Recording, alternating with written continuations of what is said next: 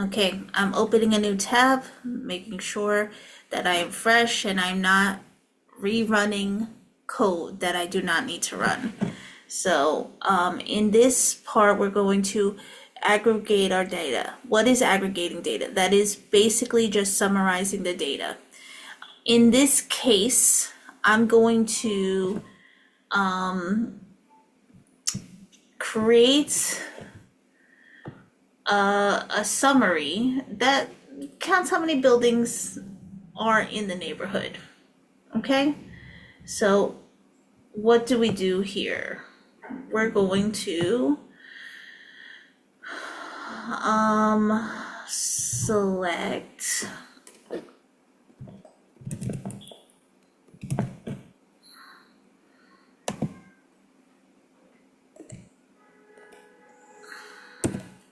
and neighborhoods. So in the neighborhoods table, we're selecting the neighborhood column. Okay, don't forget your comma. We're going to count in the buildings table.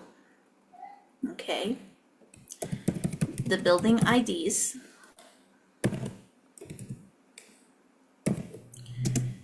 And the building ID is going to be the unique number that it's going to count as building count.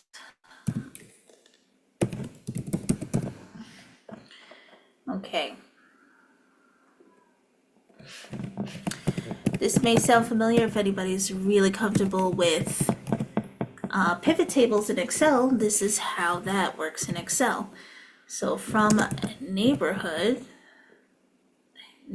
table, remember to put what your alias is, N.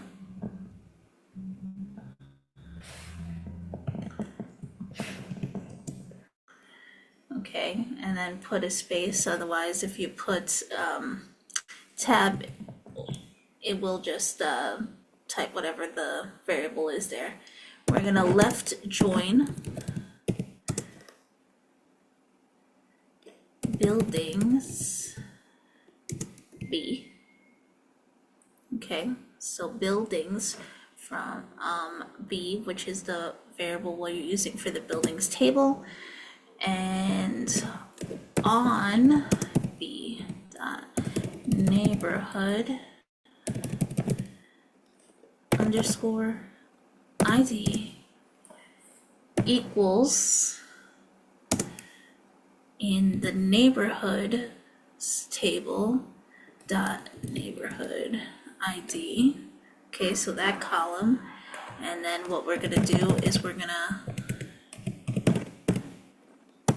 group by, and then N, we're gonna group by the neighborhood, and then we're gonna order by building.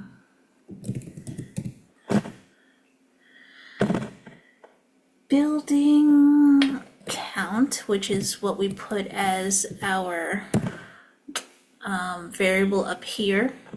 Okay, and we're gonna put that in descending order. And don't forget your semicolon. Let's run this to make sure it works.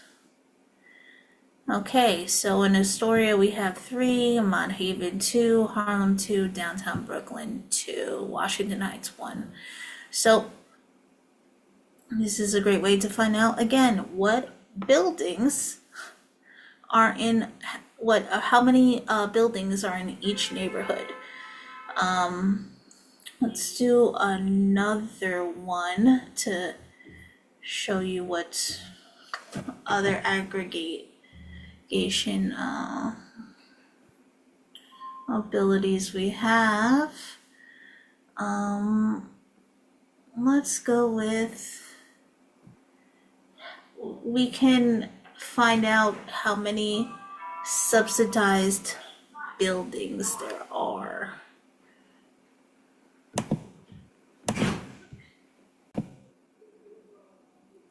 Okay, so again, another tab. Feel free to use as many tabs as possible. So we're going to count the units per building. And in this, we're going to select b.address.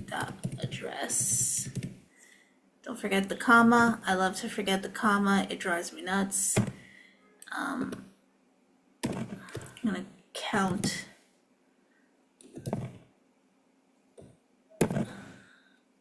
in affordable units, which is the alias is u. We're going to put unit underscore ID and then as unit count. Again, so we're going to count each unit ID because these are unique as one unit count. Okay? And then from buildings B,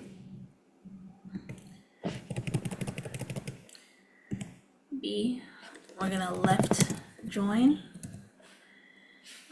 affordable units, which again the alias is used, so don't forget to put it on there. And then on u.building ID equals b.building ID. And we're gonna group by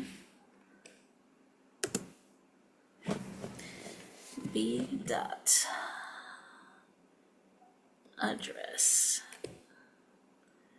Okay, again, that's the buildings table, and we're gonna get the address column, and then we're gonna order by unit count, because that's a variable we created, and then we're gonna put that in descending order. Bang. All right.